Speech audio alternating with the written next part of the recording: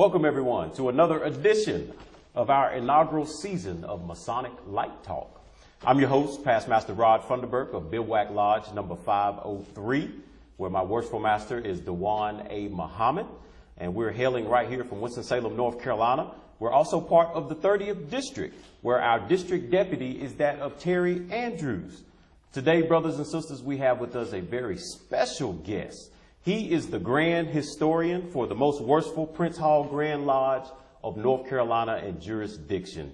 And that is Grand Historian Damajo C. Smith.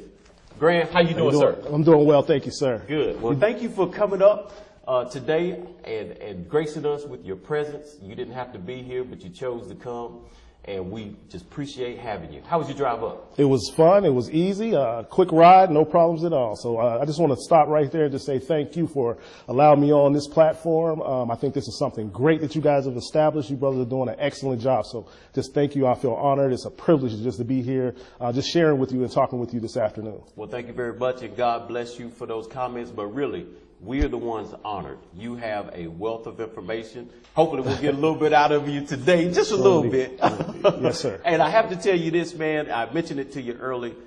Your name, Damajo Smith, I love it. I think it's one of the coolest names that I have heard. And to me, it's a name of royalty, and it is a name that is full of also no nonsense. So I love that name. And maybe one day later on, you could tell us how you came about getting that name. I won't ask you about that today. All right. But Grand, just a little bit so we can let everybody know who you are and what's going on. But where are you hailing from? Where'd you come from? Your lodge and all that information. Yes, sir. No problem. I am a member of Unique Lodge number 85, which is in the 33rd Masonic District. My worshipful master is worshipful brother Derek Burgess. The 33rd District, we have our worshipful brother Richard Peeler, who serves as our district deputy grand master. So that's out of Charlotte, North Carolina. Of course, we are a subordinate lodge to the most worshipful Prince Hall Grand Lodge, a free and accepted Mason of North Carolina, and its jurisdiction is incorporated. So where we know the Honorable Daniel L. D.T. Thompson serves as our most worshipful grand master. Yes, sir. And Grand, we're going to get right into it. Originally, I was just kind of checking you out, and we've talked before because you came to visit us before, and we appreciate that. You've done some instructions with us, and we appreciate all the information that you've given us. But originally, you're from Erie, Pennsylvania. Is that correct? Right. Well, I actually was born in Shelby, North Carolina. Oh, were you? And at a very young age, my mother relocated to Erie, Pennsylvania. So I did grow up in Erie, Pennsylvania, went to school there, went to high school. Shout out to Technical Memorial High School, the class of 1992. That was the last class of that school. So I did grow up there in Erie, Pennsylvania. Cool. Now, how'd you wind up making your way back down to North Carolina? So I went to a trade school, which pretty much prepares you for work and life after work, after school, I should say. And so after school, I wanted a different field. I wanted to see something new. And the majority of my family was in North Carolina, so I decided to move back to North Carolina. And I went to Central Piedmont Community College there in Charlotte, North Carolina. Okay, good deal, good deal. Is there anything that you want to share with us? I have not visited the 33rd District at all. Is there anything that you want to share with us? I know you told us about who your district deputy was and, your worshipful master. Anything that we need to know or anything that you want to share concerning the 30th District? And hopefully one day maybe the 33rd District, That's right? correct. And the 30th District. Hopefully we all can get together maybe in fellowship. What do you think about us possibly doing something like that one day soon? I think that's a great idea, and I think that's definitely something that my district deputy grand master would be behind and support. The 33rd District is made up of 6 lodges. There are 12 in Charlotte. 6 of them are in the 32nd District, and the other 6 are in the 33rd District. It's a pretty big district. We have some large-sized lodges. Yes, sir. We put on all of the events that every year that most of the districts do, our St. John's Day, our Prince Hall Day, our Lodge of Sorrow. So we put on most of those events. And then usually in the wintertime, we do some type of community service event where we kind of serve the community in some type of manner. So we have a district meeting coming up here shortly in December, and we're going to make some plans for the end of the year and see what we can do out in the community. Okay. sounds good. Sounds good. Now, before we get into exactly what you as the Grand Historian does, one of the things I like to do is I like to try and follow brothers every once in a while when I can, usually on Facebook. Right. That's about the best way and the easiest way to do it, especially with the technology nowadays. Yes. But I saw that you like to travel, which is something that I enjoy doing. Yes. And I want to say back in October, there was a pretty cool looking place you went to, man. It looked like it was a warm spot, very tropical. Tell us about some of the places that you visited, whether it's Masonically or privately with you, your wife, your family, whoever. Tell us about some of that. Me and my family, we do like to travel. We try to do a couple of trips a year, get outside of the country if we can, just find new places and have new experiences, right? And, you know, we also, whenever we go somewhere, like to try to find something historical, try to, some place or a library or a museum. We try to find something about the people and learn something about the culture of the places that we go to. So we've been all over the place. We've been to Bermuda and, you know, Dominican Republic, and we've been to Hawaii, and we were in Cabo San Lucas, the pictures that you saw, and that was definitely an experience for us, you know, just being there at the Sea of Cortez where it meets the Pacific Ocean, and that historical arch. You know, those are kind of things that we like to do and we look forward to when we're on vacation. But I also travel a lot for masonry as well, you know, being a member of the Philaxis Society, actually being the first vice president of the Philaxis Society. I get to travel Masonically. So every jurisdiction that we go to every year, we have a different location for our annual convention. This year will be here in North Carolina in Raleigh in March. But we travel to different jurisdictions. In every jurisdiction, we try to have a lodge opening, attend a lodge meeting there so that we can see how things are done in that jurisdiction. So, you know, we've been to probably 10 or 12 jurisdictions over the last 12 years. Just, you know, meeting brothers all over the states and just seeing how things are done Masonically in different jurisdictions. Yes, sir. That is awesome, man. Well, keep traveling. There's nothing wrong with that. Sir. Continue doing it. Hopefully you can whisper in the Grand Master's year of Grand Master Daniel L.D.T. Thompson that maybe we can have some of our meetings in some of these warm places. That would be good, right? That would be awesome, man, if we could do some of that. Yes, definitely. Yes, sir. But as you mentioned a little bit of your Masonic journey, I just wanted to ask, how long have you been a Mason? I've been a Mason over 16 years now. I was raised a Master Mason in April 19th of 2003 in Unique Lodge number 85. So I'm still a member of that lodge. So I've been a Mason for over 16 years now. So it's been a great journey.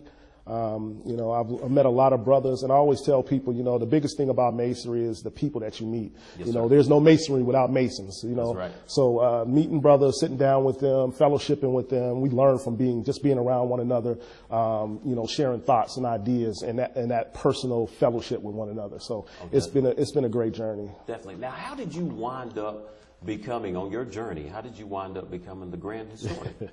Well, I guess when I came into Masonry, I came into a lodge that was big on study and the ritual and fellowship. So we kind of had all of the departments kind of covered, right? So, you know, the search for light, they were always pushing us to learn. Yes, so I've always been an average researcher. So quickly folks were like, man, you should be doing something for the Grand Lodge, helping out with research in some type of capacity. So one of the past masters, our former District Deputy Grand Master, I should say District Deputy Grand Master Emeritus, William Weathers, recommended me for Grand Historian. And that was in 2007. I didn't get Grand Historian. I got Assistant Grand Historian. Okay. You know, they wanted me to work my way up, right? Yes, sir. Yes, sir. Sometimes we have to do that. That's right. So I served in that capacity for about 7 years. And, you know, we had a change in leadership with the Grand Lodge this past year, and our new Grand Master, Daniel Thompson, he tapped me on the shoulder and said, hey, I have some work that I think you can do, and that's how I became a Grand Historian. Well, awesome. Well, congratulations on becoming a Grand Historian. That is so awesome, much. Man. Yes, sir. Now, as the Grand Historian, you know, of the district here in North Carolina, can you tell us what some of your duties are? Sure. You know, my main duty is just to document any historical activities that we have going on throughout the year, right? Okay. And compile a list of those activities and then submit an annual report to the Grand Lodge, my Grand Historian's annual report. So I do that. I did that this year. I did submit my report in to the Grand Master, some of the activities. But some of my biggest work or effort has been with the newly revised North Carolina Masonic Digest. So the Grand Master, when he appointed me as Grand Historian, he also made me the Grand Editor of the North Carolina Masonic Digest. We had a digest here in North Carolina for years. It kind of faded away, I would probably say in the 70s or 80s. And he wanted to revive that. So we did have a discussion about it, and he wanted to lay out his vision. He gave me some pointers on what direction he wanted to go in, and then he just gave me the reins to kind of move it forward as I saw fit. So that's awesome when people can give you the reins and let you do your business. And some great business you have done. Thank you. Because this here, I'm going to give you that one. Yes. This is all your work. This is the North Carolina Masonic Digest. We hold it up so everybody can see that. And this is some of the work that you've done, and this is another one. You have done these 3 editions since Grandmaster Daniel D.T. Thompson has been in office. Is that correct? That is correct. So we've done 3 editions. These came out quarterly. So the first quarter came, we had the first edition. It was a little bit smaller, just introducing the craft to the new Grand Master, putting his vision forward, and then we followed that up. We had our second edition, which is here, which is the special Black History program. This is the first edition here. That was the first edition. This is the one that introduced our new Grand Master, Daniel L. D.T. Thompson. He is on the front looking sharp as hell. And that's the second one. And this is the second one. This was a special edition for Black History Month, where we visited the International Civil Rights Center and Museum and did some presentations there talking about the history of Freemasonry and how it's connected to the Black community, African American community, and the things that we've been doing on the side of civil rights all throughout the history of the Prince Hall Grand Lodge of North Carolina. Excellent work, excellent work. And then this is the third edition. That's correct. So in this edition, we kind of talked about the family tree a little bit, about all of the different organizations that are tied to the Prince Hall Grand Lodge of North Carolina, and also goes into the Grand Master's theme and his some special reports that he got from the 100th Conference of Grand Masters. So he talks about that visit and some of the things that came out of that session as well. Beautiful. Well, this is excellent work. I mean, just the way it's put together, I've had an opportunity to glance at it. Can you tell everyone where they can go if they want to find the digest, whether it's online or how they can view a little bit of it? Yeah, so what we typically do, the Grand Master gives his stamp of approval on it, and then he sends it out to the district deputy Grand Masters and the special deputy Grand Masters, and then they filter that out to the lodges through the worshipful master and the secretary. So we do have it online. It should be on the Grand Lodge website, so we should have a link there. And I typically send it out to my email distribution. So if anyone would like an electronic copy of the digest, they can get in contact with me, and I'll be more than happy to send them a digital copy of the digest. Beautiful, beautiful. As you was talking about it, you had mentioned, Thompson's layout and what he has going on with us this year. And our Grandmaster Daniel L. D.T. Thompson believes in the whole team concept, which means T, it's an acronym. T is transparency, E, education, A, accountability, M, management. So what does that concept, in your opinion, mean to Masonry going forward? And if at all, has it helped to improve the brothers' confidence in our Grand Lodge here? Definitely. I would say definitely. There's 2 sides of it, right? So you touched on the transparency side of things, and then there's the touch and live side of things, right? So there's 2 acronyms for that team, right? So on the one side, I like the transparency. I think brothers feel more confident about the Grand Lodge and its structure and the things that are going on when they know what's going on. So I think I like that side of it, the transparency on that side. And then I like empowering the youth on the other side of things, right? I also serve as the assistant Grand KOP director, which is our Knights of Pythagoras youth program for the Western region. So I'm always looking for something and ways to give back to our youth. That's why I signed up one more time to serve in that capacity. And I'm energized by some of the work that the brothers are doing with these young people across the jurisdiction, right? Because we know that's our future. So we're planting those seeds now. we're trying to show them who we are as men, as Masons, so that they can have an example to follow. So they say one day they may say, you know what, I think I might want to be a Mason. So, and so we're planting those seeds now with that hope and that desire that they follow along and keep this organization moving forward. Well, that's beautiful, and I commend you on the work that you're doing with our young brothers like that, because they're the ones who really need us as men in their lives so that they can continue to improve and go on and be great citizens, not only here in North Carolina, but in the world, and hopefully they will be catalysts for change. And I tell you, man, this whole thing has just been awesome. What I'm hearing from you, all this with the Masonic Digest, all the historic items and things that you guys do. You know, that's education that you guys did down in Greensboro. That's correct. At the Civil Rights Museum, which of course is going right along with our Grand Master's vision, which is awesome. And part of his vision is, you know, every year he wants us to have a good time as well at the Grand Lodge Communications. So you were at our 149th Grand Lodge Communications. I was. I want to apologize because I was busy down there. I got to shake your hand, but I didn't really get to spend a lot of time with you. So I want to apologize at that. But tell me, the annual communications that you went to this go round, how did you enjoy it, and was it a little bit different from other communications, and if so, how? I really enjoyed it. I liked the atmosphere, the feeling that was in the air. You could sense that the brothers had experienced a great Masonic year, right? So our annual communication comes on at the end of our Masonic year. Yes, sir. So we can look back at the year and say, man, we really accomplished some things. You know, I like the vision that the Grand Master has put forth. I like restarting the Masonic Digest, which opens up that communication with the whole jurisdiction. Yes, I like the transparency that kind of shows actually what's going on, so you can see clearly what's going on. We had a couple of bumps in the road as far as recognition and things of that nature were concerned. The Grand Master has moved very precisely in dealing with those issues and overcoming those. So the brothers came to the annual communications and helped resolve several of those issues. So I thought that was very good. Good deal. And I just like the openness and the sharing of information. That's one of the things that when I first met our Grand Master back in 2006, when I came into the Royal Arch, I attended our annual session and I met him, and he was the Grand High Priest at the time. Right. And I got on his mailing list, and he would just constantly send out information just about our structure, our bylaws, and things of that nature. And he was upgrading those things and updating those things. And he was even creating a seal for the Grand Chapter, I believe, at that time. So nice. I met him early, and I saw that he was a leader at that point. Yes, and to me, I love people that share information. There's, you know, it does us no good to compile a bunch of information and books into our homes if we won't share that. So that's why I've always been interested in research, but sharing that research with others as freely as possible. So if I have anything and anyone comes to me asking, hey, do you have a copy of this or that? I'm always more than willing to share anything that I have, because it does me no good if I just hoard it. No doubt. You're exactly right. And I agree with you. I like exactly what our Grand Master is doing.